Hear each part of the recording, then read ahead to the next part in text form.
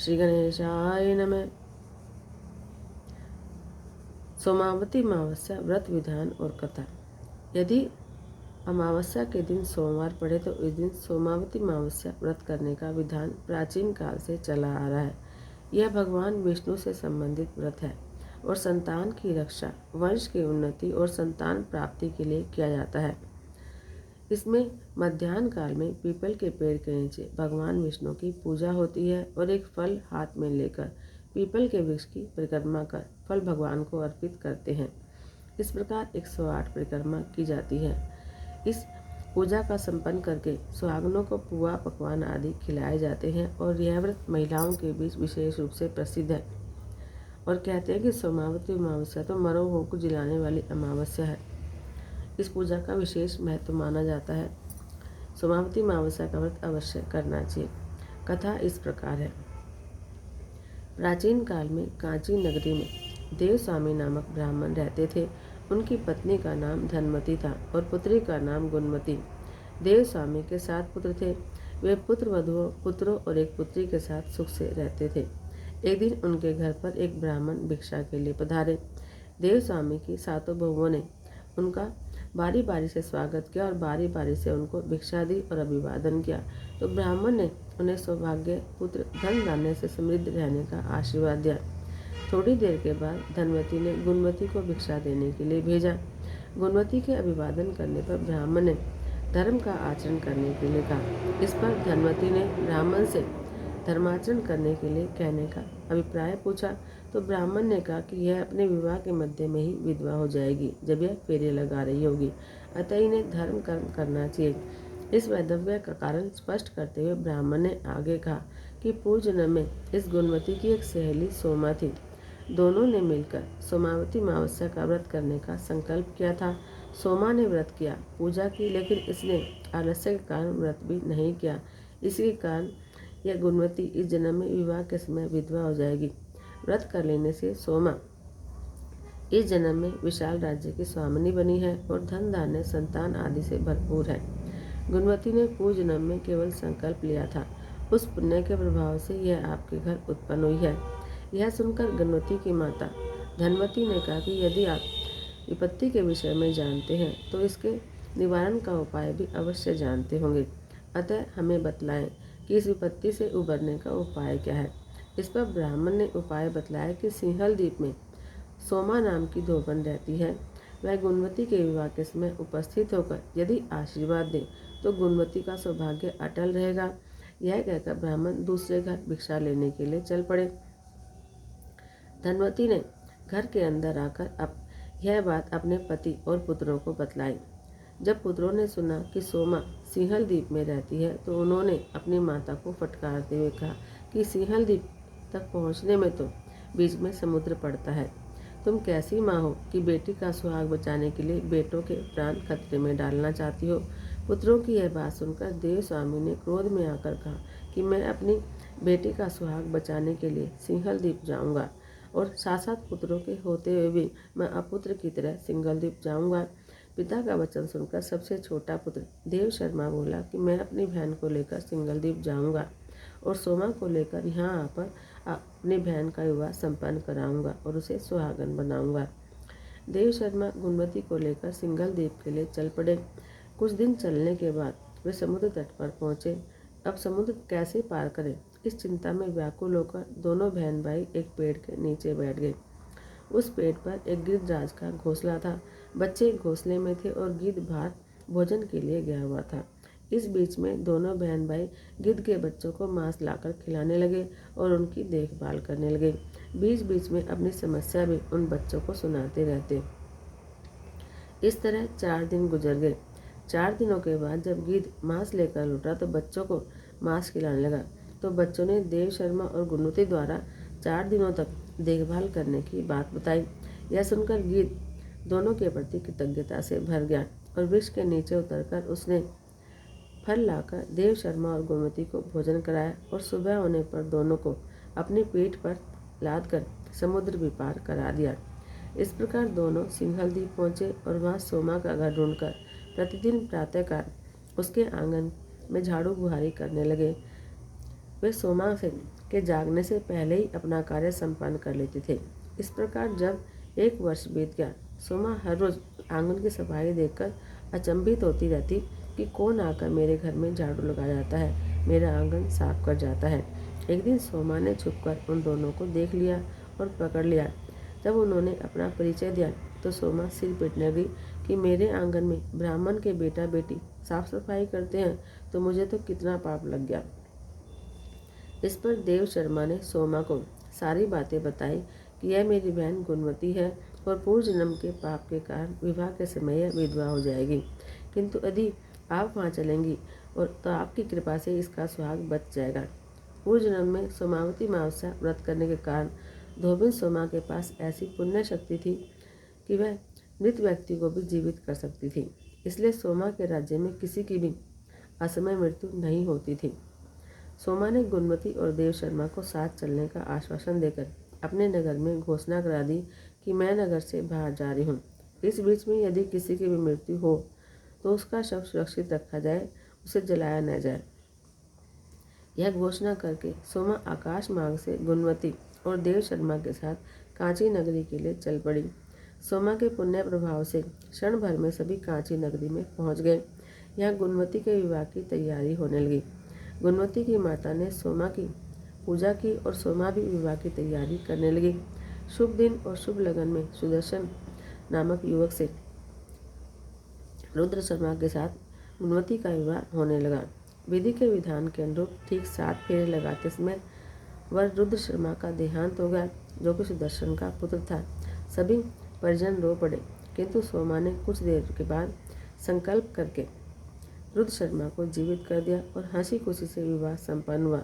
इस प्रभाव को देखकर सबने सोमावती अमावस्या का व्रत रखा और सबने धोबी सोमा की पूजा की और उसे विदाई दी। सोमा सिंघल द्वीप लौट पड़ी। इस बीच सिंघल में सबसे पहले सोमा के पुत्र की मृत्यु हुई और फिर उसके पति भी चल बसे। सोमा के दामाद की भी मृत्यु हो गई। सबके शव सुरक्षित रख दिए गए थे। जिस दिन सोमा अपने नगर पहुंची उस दिन सोमावती अमावस्या थी। रास्ते में एक वृद्धा मूली भरी टोकरी लेकर जा रही थी। उस वृद्धा ने सोमा से कहा कि जरा इस मूली की टोकरी को मेरे सिर पर से उतार दे। सोमा ने कहा कि आज मेरे भगवान वासुदेव का व्रत है और आज मैं मूली का स्पर्श नहीं करती। इस पर उस वृद्धा ने हंसकर कहा कि तुम्हें व्रत करने से क्या मिला, अपना छोड़कर दूसरों का प्राण बचाने बाहर चली गई। उस पर सोमा ने कहा कि ऐसा नहीं कहना चाहिए। भगवान तो करुणा से भरे हुए हैं, करुणा निधान है। जो दूसरों का दुख मिटाता है उसके अपने दुख की श्रीहरि मिटाते हैं। इतना कहकर सोमा आगे बढ़ी तो फिर एक रुई का गट्ठर सर पर लेकर जाती हुई महिला मिली। उसने महिला से कहा कि मेरा बोझ उतार दे। तो सोमा ने उससे फिर कहा कि आज मेरा सोमावती अमावस्या का व्रत है, आज के दिन मैं रुई को स्पर्श नहीं करती। वह महिला भी उसका उपहास करती हुई आगे बढ़ गई। सोमा रास्ते पर आगे बढ़ती गई। आगे उसे नदी के किनारे बेल का वृक्ष मिला। सोमा ने वहीं नदी में स्नान किया और बेल के वृक्ष नीचे भगवान विष्णु की पूजा करी और 108 बार उस वृक्ष की परिक्रमा करी। पितामह भीष्म बोले, हे राजन युधिष्ठिर, सोमा ने हाथ में शक्कर लेकर जैसे जैसे परिक्रमा पूरी करी, उसके पति दामाद पुत्र सब के सब जीवित होने लगे। जब सोमा घर लौटी तो उसकी पुत्रवधू ने बताया कि कैसे सबके सब मृत होकर पुनः जीवित हो उठे थे। इस पर सोमा ने समझाया कि मैंने अपने पुण्य की शक्ति से कांची में गुणवती के पति को विवाह के समय जीवित कर दिया था, अतः पुण्य कम हो जाने से मेरे परिजनों की मृत्यु हुई। किंतु आज मैंने सोमावती अमावस्या का व्रत किया, भगवान वासुदेव की पूजा करी और मूली और रुई का स्पर्श भी नहीं किया। इस पुण्य के प्रभाव से वे सभी पुनः जीवित हो उठे। इसके बाद सोमा की सभी पुत्र वधुएं भी यह व्रत रखने लगी और सब धन धान्य और समृद्धि से पूर्ण होकर सुख भोगने लगे। यह कथा सुनकर युधिष्ठिर ने इस व्रत का विधान भीष्म पितामह से पूछा। भीष्म पितामह ने समझाया कि इस दिन प्रातः काल में नारियां नदी या तालाब में स्नान करें और मौन रहकर श्वेत रंग का नवीन वस्त्र पहनकर पीपल के वृक्ष के पास जाकर शालिग्राम शिला का पूजन करें और पीपल के वृक्ष की पूजा करें और 108 बार वृक्ष की परिक्रमा मोती, सोना, चांदी, हीरा आदि और किसी खाद्य पदार्थ को हाथ में लेकर करें। साथ ही यह पदार्थ ब्राह्मणों को और सुहागनों को बांट दें। ब्राह्मणों को दक्षिणा और भोजन देकर फिर निरामिष भोजन करे। इस प्रकार भगवान विष्णु की पूजा करे। इस प्रकार कहकर भगवान भीष्म पितामह बोले कि हे राजन, द्रौपदी सुभद्रा उत्तरा से यह व्रत करने के लिए कहो। इससे उत्तरा के गर्भ में स्थित यह शिशु दीर्घायु होगा। युधिष्ठिर ने इसे स्वीकार करते हुए एक शंका की कि जिस नारी की आर्थिक स्थिति कमजोर हो वह सोना चांदी हीरा आदि से परिक्रमा कैसे करे। इस पर भीष्म पितामह ने कहा कि फल मूल वस्त्र या किसी भोज्य पदार्थ से भी यह परिक्रमा की जा सकती है। हे राजन, वह धोबिन जाति की सोमा भी इस व्रत के प्रभाव से इस प्रकार की मृत संजीवनी शक्ति पा गई। जो यह व्रत करते हैं या इसकी पूजा का दर्शन करते हैं वे सभी पापों से मुक्त होकर शाश्वत विष्णु धाम में निवास करते हैं। आज भी मिथिला की संस्कृति में विवाह के समय धोबिन को सम्मानित करने की लोक परंपरा विद्यमान है। कन्या को आशीर्वाद के रूप में सबसे पहले उसे धोबिन के हाथ से रुपए दिलाए जाते हैं। ऐसी मान्यता है कि धोबिन के पुण्य के प्रभाव से कन्या का सुहाग अटल रहता है।